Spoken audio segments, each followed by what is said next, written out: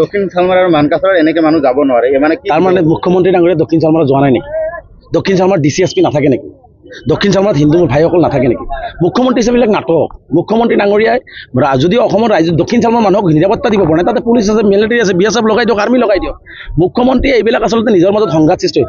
এটা কথা মনত ৰাখিব, যোন জাতিয়ে যেতিয়াই অস্ত্ৰ লৈছে সেই জাতি কিন্তু আমি দেখিছোঁ ক্ষতিকাৰক হৈছে আৰু কেতিয়াও অস্ত্ৰৰে সমস্যাৰ সমাধান নহয়।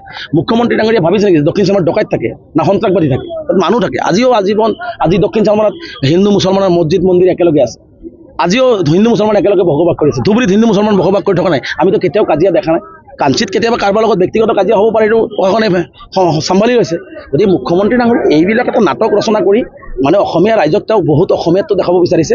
মই কৈছোঁ যে যিসকল দক্ষিণ চালমাৰত হিন্দু ভাই আছে তেওঁলোকৰ চাকৰিৰ অধিকাৰ কেতিয়া সুৰক্ষিত কৰিব, তেওঁলোকৰ ভূমিৰ অধিকাৰ কেতিয়া সুৰক্ষিত, তেওঁলোকক অৰ্থনৈতিকভাৱে কেতিয়া আগুৱাই ল'ব, সেই কথাবিলাক কওক না মুখ্যমন্ত্ৰীয়ে। ধুবুৰী জিলাৰ হিন্দু ভাই যিসকল আছে, মুছলমানতো নকৰে মানিলোঁ, তেওঁ অস্ত্ৰ দিয়াৰ পৰিৱৰ্তে ধুবুৰীৰ হিন্দু ভাইসকলৰ কাৰণে এটা ইউনিভাৰ্চিটি বনাওক না, ধুবুৰী হিন্দু ভাইসকলৰ কাৰণে এটা ভাল ৰাস্তা বনাই দিয়ক না, ভাল চাকৰি তেওঁলোকক দিয়াৰ ব্যৱস্থা কৰক না, হিন্দু ভাইসকলৰ কাৰণে তেওঁলোকে মহিলাখিনিক অৰ্থনৈতিকভাৱে আগুৱাই অনাৰ ব্যৱস্থা কৰক না। সেইবিলাক মুখ্যমন্ত্ৰীয়ে নকৰে। মুখ্যমন্ত্ৰী দিয়ে অস্ত্ৰ, তেওঁ নিজৰ মাজত নিজে কাজিয়া কৰিব। কাৰ লগত কাজিয়া কৰিব? আপুনি আৰু মইতো ভাই ভাই, মই মুছলমান আপুনি হিন্দু, আমিতো ভাই ভাই চলি আছোঁ। আপুনি আৰু মোৰ মাজত কিবা কাজিয়া আছে নেকি?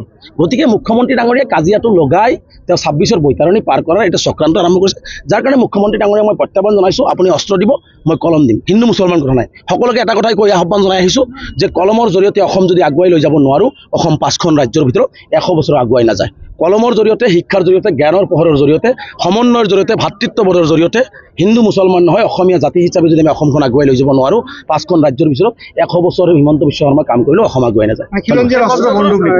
নাই, এইটো হৈছে হিমন্ত বিশ্ব শৰ্মা অস্ত্ৰ। তেওঁ 26ৰ নিৰ্বাচন পাৰ হ'ব লাগে, আমি হিন্দু মুছলমান হৈ থাকিব লাগে। আমি হিন্দু মুছলমান ভাই ককাই মানুহ হিচাপে থাকিব নালাগে। তেওঁ আমি ভাই ককাই নিচিনা থাকিব লাগে বুলি তেওঁ নাভাবে। গতিকে তেওঁ হিন্দু মুছলমান হিচাপে থাকিব লাগে, তাৰ কাৰণে তেওঁ অস্ত্ৰ ব্যৱহাৰ কৰিব বিচাৰিছে। গতিকে এইটো অসমৰ কাৰণে ভয়াৱহ। মই একো নকওঁ, বাকী তেওঁলোকৰ কথা তেওঁলোকে কৰি থাকিব। গতিকে তেওঁলোকৰ সংগঠন তেওঁলোকে কৰিছে। এটা কথাই উজনি অসমৰ ৰাইজক আহ্বান জনাম যে উজনি অসমত কাম কৰিব যোৱা মানুহখিনিক আপোনালোকে সন্দেহজনক মিয়া এইবোৰ শব্দ ব্যৱহাৰ, তেওঁলোকে ভাৰতীয় নাগৰিক, তেওঁলোকে কোনো বিদেশী নহয়।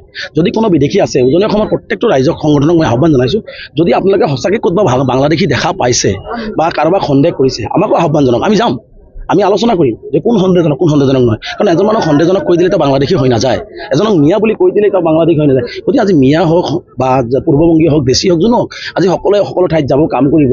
গতিকে কাম কৰিব যোৱা মানুহখিনিৰ ওপৰত বীৰত্ব প্ৰদৰ্শন নকৰি যদি কোনোবাই বেয়া কাম কৰিছে তাৰ বিৰুদ্ধে প্ৰশাসনিক ব্যৱস্থা ল'ব দিয়ক। ক'ৰবাত যদি সঁচাকৈ বাংলাদেশী দেখিছে, বাংলাদেশী প্ৰকৃততে হয়, 71ৰ পিছৰ হয়, তেনেহ'লে প্ৰশাসনিক ব্যৱস্থা আছে, তাত ব্যৱস্থা ল'বৰ কাৰণে তেওঁলোকক আহ্বান জনাওক, আমাকো কওক, আমিও সহযোগিতা কৰিম। কিন্তু ধৰক এনেকুৱা ধৰণে ভাৰতীয় নাগৰিক কাম কৰিব গৈছে, কোনোবাই কাম কৰিব লৈ গৈছে, ইটা ভাড়াত লৈ গৈছে, ৰাস্তাত লৈ গৈছে, কোনোবা বিজনেছ কৰিব গৈছে, এইসকলো সন্দেহজনক মিয়া বাংলাদেশী এইবোৰ শব্দৰে অপব্যাখ্যা কৰিলে আচলতে আমাৰ মাজত এটা ভাঙন সৃষ্টি হয়, আমাৰ মাজত এটা অমিল সৃষ্টি হয়।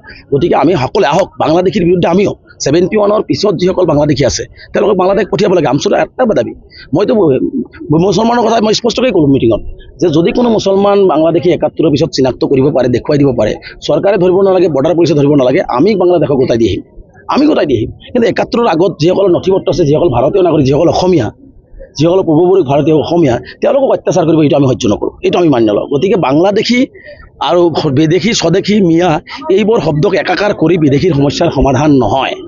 গতিকে সমাধান কৰিব হ'লে আলাপ আলোচনাৰ জৰিয়তে 71ৰ পিছত যিসকল বাংলাদেশী আছে, আলোচনাৰ জৰিয়তে সমিলমিলেৰে সেইবোৰক খেদিবৰ কাৰণে চৰকাৰক আমি হেঁচা প্ৰয়োগ কৰিব লাগিব। কাৰণ চৰকাৰে বাংলাদেশী নেখেদে, চৰকাৰে বাংলাদেশীৰ ৰক্ষণাবেক্ষণ দিবৰ কাৰণে আনিছে, চৰকাৰে বাংলাদেশীক সংস্থাপন কৰিবৰ কাৰণে মুখ্যমন্ত্ৰীৰ দায়িত্ব লৈছে।